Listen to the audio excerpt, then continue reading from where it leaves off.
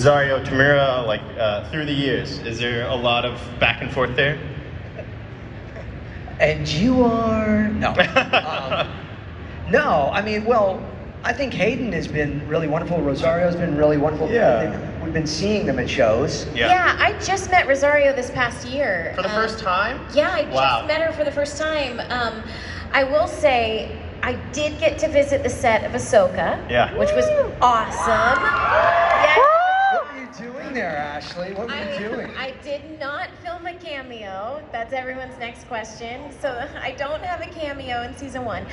I'm throwing it out to the universe, maybe season 2, if there's a season 2. Although if she had one, she couldn't tell you. Yeah, exactly.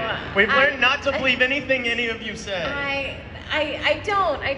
But I got to meet her for the first time on the set, and she was so nice, just so lovely. And I knew we would hit it off, and really became fast friends. And looking forward to seeing her this weekend. Yeah. We've got a duo photo op together, so cool. It's only the second time you'll ever be able to do a duo Ahsoka photo op. So I can't wait. Man, they were going to do one with Hayden and Matt, but it would have broke the cameras. They're too handsome. Yeah, that's true. Both of them together. That's it's just true. The force is so strong.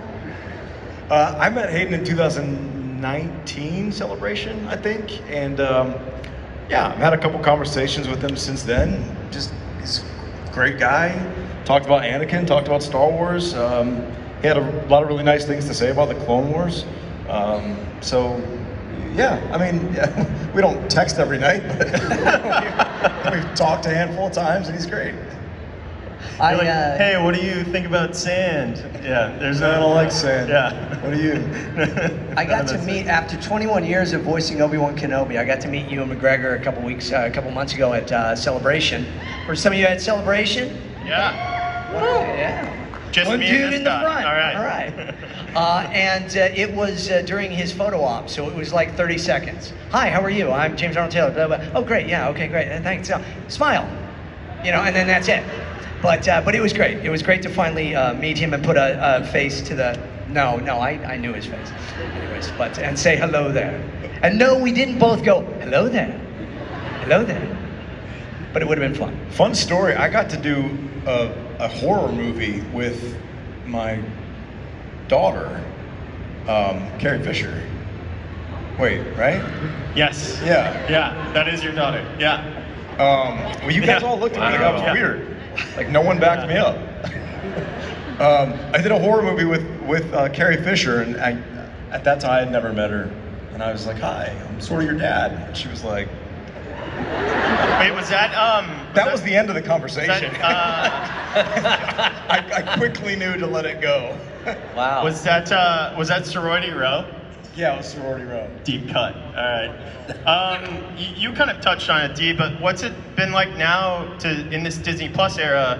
It's really an embarrassment of riches as a Star Wars fan between not only the live action series and get to live in this world and not just get to check in on it for 2 hours at a time, but really kind of seep into it. But the animated side and what Favreau and Filoni are doing on that side, I mean, Tales of the Jedi is incredible. Like you should all be really proud. It's on another level. What's that been like to be a part of it in this kind of new era of? I really envy the fans these days because back when I was a kid, you had to wait a number of years for something to hopefully hit the screens. But now there's something every few months, and there's such a great variety of tone of stories. Everything from Andor to the Young Jedi Adventures, and it's Bad Batch we should mention as well. Bad Batch, yeah. But there's such a splendid variety of just really top-notch Star Wars that I mean, I am a fan of these things myself, but I just can't imagine how exciting it would be to be a young person who's just loves this kind of stuff. There's so much more coming at you. Yeah, absolutely. You've all got to lend your voices to some of the live action stuff too, between some of the new Disney films and series. Matt, you were a New Republic soldier in The Mandalorian. James, you were Kenobi as Captain Legis, and you played a stormtrooper and a scout trooper.